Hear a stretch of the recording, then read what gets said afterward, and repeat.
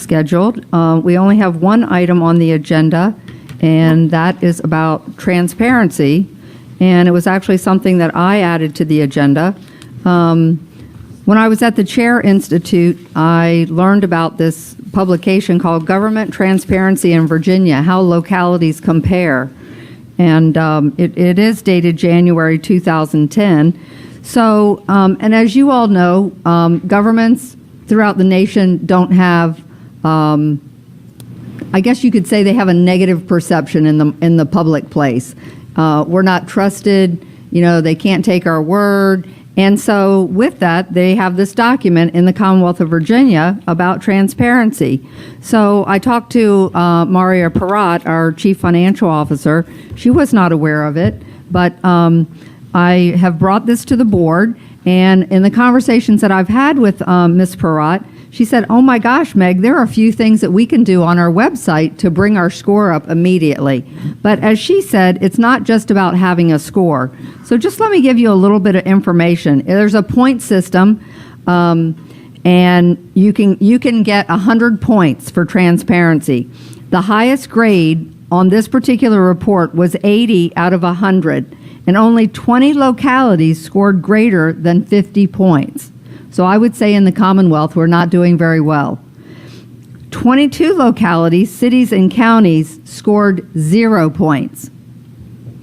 13 scored fewer than 20. Our score was a 4250, okay? But there are a couple of things that we can do to very quickly bring our score up.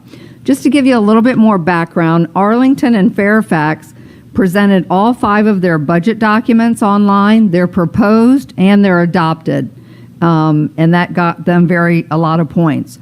Also, 2 cities, Alexandria and Williamsburg, they went beyond their CAFR report, and they presented monthly and quarterly expenditures. Another item that they measure in this rating is your contract information. What contract information do you have online? So I would just like to ask the board, can we work with our finance people? And as Ms. Peratt said, it's not just about our score. She said, if there are things online that we can be doing as a board to make our process more transparent and easier for people to find information, she would recommend that we do that as well. So that's all I have. And if any board members have comments, I welcome that. Mr. Snellings. This, I'm sure we've made improvements since 2010. Oh, yeah. Are they going to do this report again? Is 2010 the end of it? They don't do another one, or because we did an upgrade to our website last year. I'm not sure if they have a regular schedule for that, but that's something we could follow up on. I guess what I'd like to see is where do we stand now? I don't want to give the public the impression that we're at the bottom of the heap when, in fact, we're not at the bottom of the heap. Well, that we're not where we should be, when in fact we've made a lot of improvements since 2010.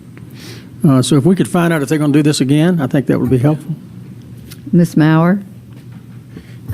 Madam Chair, this brings up, one of the discussions that we had at our board retreat, and a discussion that I've had with Tom quite a bit, and he was going to bring back at some point, I thought, just kind of some information on what other localities do from a transparency perspective. There's a wide scale. We're not all the way over here, and we're not all the way over here, but we're not exactly in the middle.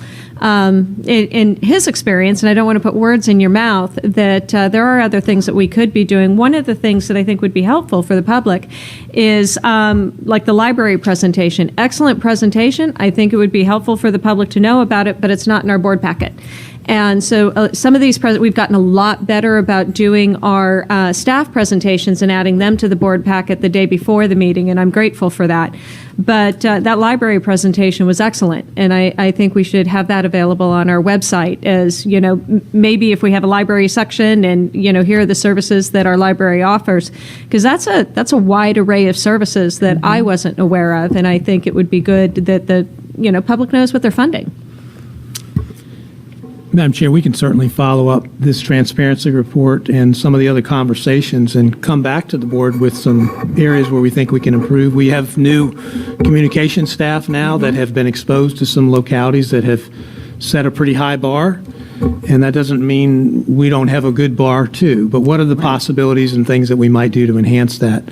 Certainly something that has been a topic of frankly, local government organizations around the country for years. And so I think there's a strong effort we can make to bring some things back to you.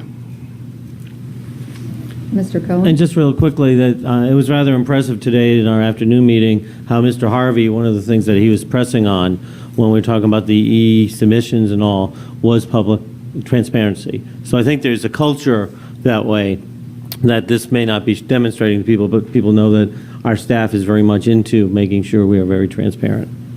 And that, that brings me to another point is, like the public may not know about what we've done with all of our e-plans now. So I think we're much better than average in what we do.